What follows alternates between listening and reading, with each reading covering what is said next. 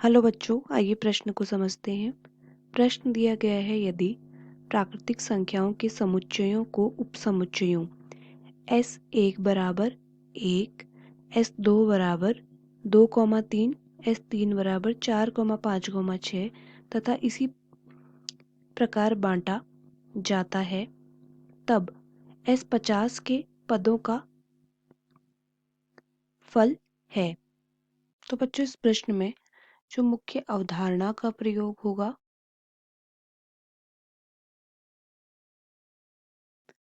वो ये होगी कि n प्राकृतिक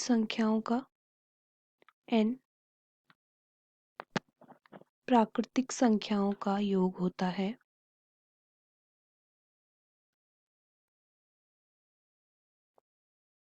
n प्राकृतिक संख्याओं का योग ये होता है n गुणा n धन 1/2। तो बच्चों, इस प्रश्न में अगर हम देखें तो हमें S1 दिया गया है 1, S2 दिया गया है 2,3, S3 दिया गया है 4,5,6। इसी प्रकार हमें S50 के पदों का योग बताना है। तो बच्चों, यदि हम अंतिम पद अगर हम देखें, अंतिम पद सारे उपसमुच्चयों का यदि हम अंतिम पद देखें तो इसका है 1, इसका अंतिम पद है 3 जिसे हम लिख सकते हैं 1 धन 2। इसी प्रकार S3 का अंतिम पद है 6 जिसे हम लिख सकते हैं 1 धन 2 धन 3। तो इसी प्रकार S50 का अंतिम पद हो जाएगा, पहला था तो 1 तक गया, दूसरा था तो 2 तक गया, तीसरा था तो अंतिम पद 3 तक गया, 1 धन 2 धन 3। 50 होगा तो इसका अंतिम पद जाएगा 1 धन 2 धन 3। इसी प्रकार 50 तक। तो 1 धन 2 धन 3 50 पदों का योग, ये यहाँ पे n प्राकृत संख्याओं के योग का सूत्र लगेगा, जो कि होता है n गुणा n धन 1/2। तो ये हो जाएगा 50 गुणा 50 धन 1/2, जो कि बराबर हो जाएगा 25 गुणा 51। तो हमें मिल जाएगा अंतिम पद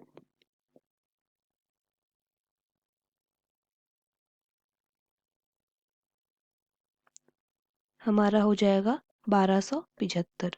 तो इसका मतलब S50 का अंतिम पद हो जाएगा,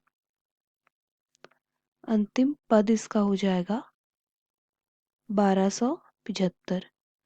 अब बच्चों, S50 के हमें सारे पदों का योग बताना है। हमें अंतिम पद तो पता चल गया, लेकिन हमें पहला पद भी पता होना चाहिए कि क्या होगा। तो बच्चों, पहला पद अगर हम यहाँ पे देखें उपसमुच्चयों में, S1 में सिर्फ 1 था, S2 में था 2,3। अब जब 3 खत्म हुआ तो 3 में जब 1 जोड़ा तो 4 हुआ, और जो 4 है वो S3 का पहला पद है। इसी प्रकार 1 खत्म हुआ तो 2 लगा, 2 जो है 1 में 1 जोड़ने पर 2 आया, और 2 S2 का पहला पद है। इसी प्रकार S50 का पहला पद, S50 का पहला पद जो होगा, पहला पद ये बराबर होगा S49 का अंतिम पद धन 1।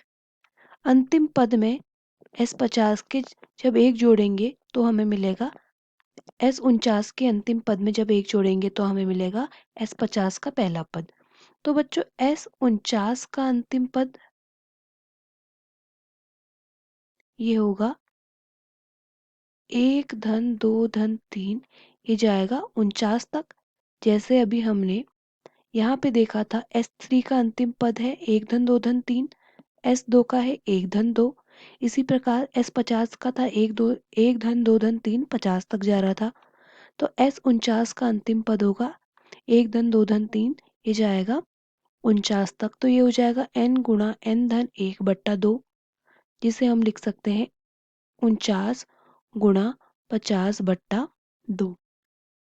तो ये हो जाएगा 49 गुणा 25, तो हमें क्या मिलेगा 25 चौके 100।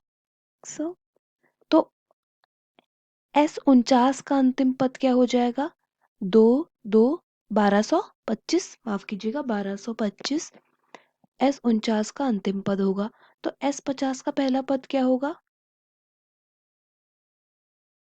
S50 का पहला पद ये हो जाएगा 1225 धन 1, जो कि होगा 1226, क्योंकि अगला पद किसी भी उपसमुच्चय का वही है जब हमने आखिरी पद में से एक जोड़ा है।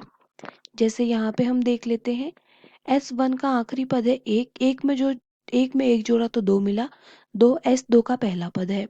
इसी प्रकार S3 का पहला पद है 4, जब हमने S2 के आखिरी पद 3 में एक जोड़ा तो हमें मिला 4। और अगर हम यहाँ पे देखें, यहाँ पे सार्वांतर भी है, सार्वांतर है 1 का। तो बच्चों S50 के उपसमुच्चयों के पदों का योग आ जाएगा n/2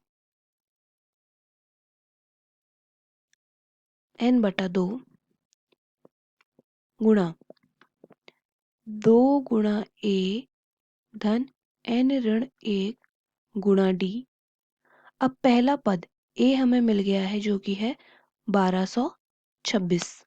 तो बच्चों S50 हमारा क्या हो जाएगा 50/2, 2 गुणा 1226 धन 50 ऋण 1 गुणा 1।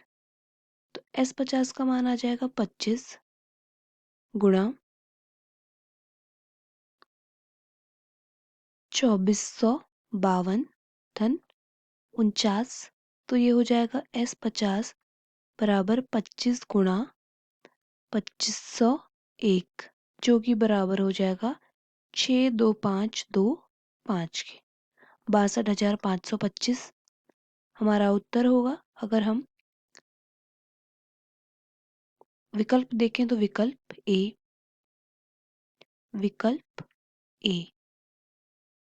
आशा करते हैं आपको प्रश्न समझ आया होगा। धन्यवाद।